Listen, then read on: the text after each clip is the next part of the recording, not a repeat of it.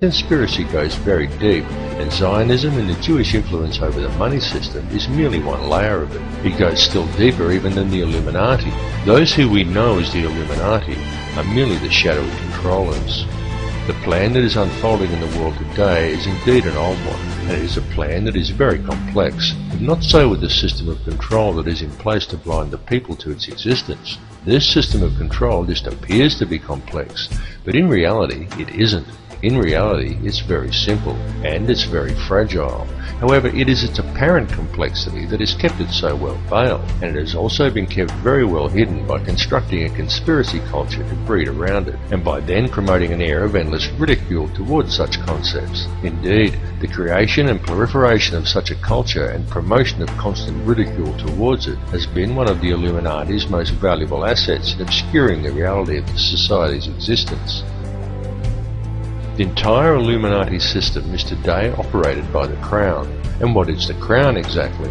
Well, contrary to popular belief, the Crown does not refer to the royal family or to the British monarchy, but to the inner city of London, which in actual fact is a privately owned corporation that functions as a completely separate sovereign state outside the jurisdiction of England, the same as its two sister city-states of Vatican and Washington's District of Columbia, all of which combine to form the Empire of the Three Cities. Most people are completely unaware that when they swear allegiance to the Crown, they are actually swearing allegiance to this private corporate empire owned by the 13 Illuminati families. These are the very same private individuals who also indirectly own and operate the World Bank. And what does the World Bank do exactly? Well, apart from other things like control global oil prices, it lends money to whole countries by supplying each country's Federal Reserve Bank, and then it collects interest on these loans, which is paid by taxing the labour of the peoples of each country. Now let me just run that by you again so you clearly understand how this works. If you live in a country that has a Federal Reserve Bank, then the World Bank, a privately run company that is able to legally create money from thin air, is who supplies your country with money at interest. And you, as the individual, is required to pay a tax on your labour to pay off the interest on the government's loan from this private bank. Many people are duped into believing that their taxes pay for infrastructure, and without taxes there would be no roads and no schools and the country would fall apart. But this is completely untrue. The government has the legal right to coin its own money and control its value, but it does not. It borrows money from a private bank and uses this bank loan to pay for infrastructure, and then you are taxed in order to pay off the interest on the loan. Interest which, from a business perspective, is pure profit for the international banksters.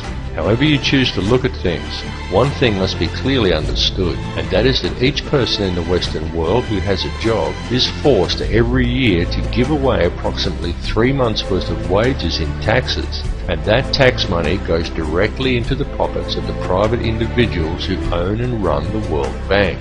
It's one big privately run scam. And if you ever allow yourself to be microchipped and cash money is abolished altogether, which is their plan, then all bills and all taxes will automatically be removed from your account when they are due, whether you actually owe the money or not. And if you complain about the system, well then they can simply turn off your chip. Since all commerce will centre around the chip, you will not be able to buy food or pay rent or do anything at all, and there will be absolutely nothing whatsoever that you can do about it. And that is their goal, to limit the size of the population on Earth and to microchip those that are left. And then it's game, set and match, and total control of the world and everyone in it will be in the hands of an international cartel of criminal banksters. This whole scam has been planned and carried out very methodically. It is these people and their minions and puppets who attend such gatherings as Bilderberg meetings and the Bohemian Grove Summer Festival, and who still adhere closely to the schools of ancient mystery, which many such as the late Bill Cooper have referred to as the ancient mystery religion. However, it is more a mechanism of control designed to reach an ultimate goal than a religion. Though steeped in ritual and what many would term black magic, it is simply a system.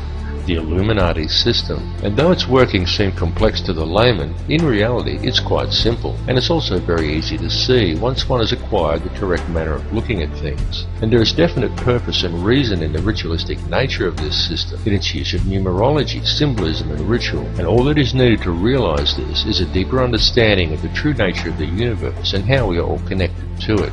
However, this film directs its focus on the system itself, and a key to this system functioning, which is through covert control of the money supply by very few people. It is crucial that people become aware of this issue because the methods by which society could free itself from this system of control are also very simple. Once a person has gained an understanding of the true realities of this world we live in, and this is not as difficult a task as you may at first think, because due to its complexities, the illusion the elite have created that most perceive as reality is a very fragile one. It is fragile because it is not reality. The reality is that the world does not have to be this way at all.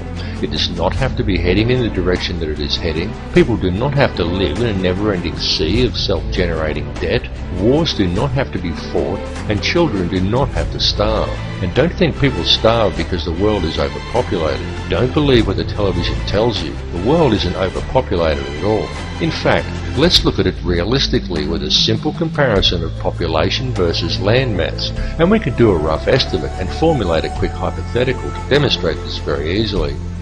There are approximately 6 billion people in the world, and there is 2.97 million square miles of land in the island continent of Australia. 2.97 million square miles breaks down to 1,900,800,000 acres, which then converts down to 7,603,200,000 quarter-acre blocks of land. So, we could hypothetically give every person in the world a quarter-acre block of land, and they would all fit into an area the size of Australia. Each would have enough land that they could all have gardens and grow a substantial supply of their own food. And we would still have 1,603,200,000 quarter-acre blocks, or an area roughly half the size of Queensland, left over, plus the entire rest of the world. Now just pause to let that sink into your brain for a second. All the people, that's every man, woman and child on Earth, would comfortably fit inside Australia. Each individual person could have a quarter-acre block of land, and we would still have half of Queensland and the entire rest of the planet left unoccupied. The world is not overpopulated at all. It is just very badly managed, and you need have absolutely no doubt whatsoever that this bad management is intentional and it is methodical. It would, however, be very simple to fix things, and all that is required is for people to wake up to how much they are being lied to and how much they are being scammed. And this goes for everyone. People really need to gain an understanding of how this system actually works, because this bad management is crippling the world and it is crippling the people. The methods that are used to do this become truly transparent once a person has gained a clear enough vision to see it, and people really do need to open their eyes and see it right now, because now that the world has been made smaller, and now that all the resources have been discovered and there are no frontiers left to conquer, the criminal elite intend to carry out a mass depopulation of this world, and their plan to do this is well underway. They are doing it in the Middle East with war, in countries such as Africa through starvation, and now in Western countries through water additives, aerial spraying, and through the introduction of toxic and nutrient-deficient genetically modified foods. And this is very soon to be taken to the next level with the global introduction of Codex Alimentarius, an insidious set of food guidelines that are due to come into effect worldwide on December 31st, 2009. But people are now beginning to wake up and realise that all is not right, and they are beginning to speak out. The police need to understand this situation and take action to address these matters as well, and this is very important, and there is no reason why the police should act against the people who are waking up and speaking out against this corrupt system, for the police are also being scammed, just as badly and in some ways even worse than everybody else. Worse because it is the police who are being coerced and tricked into defending this elitist corruption by puppet governments put in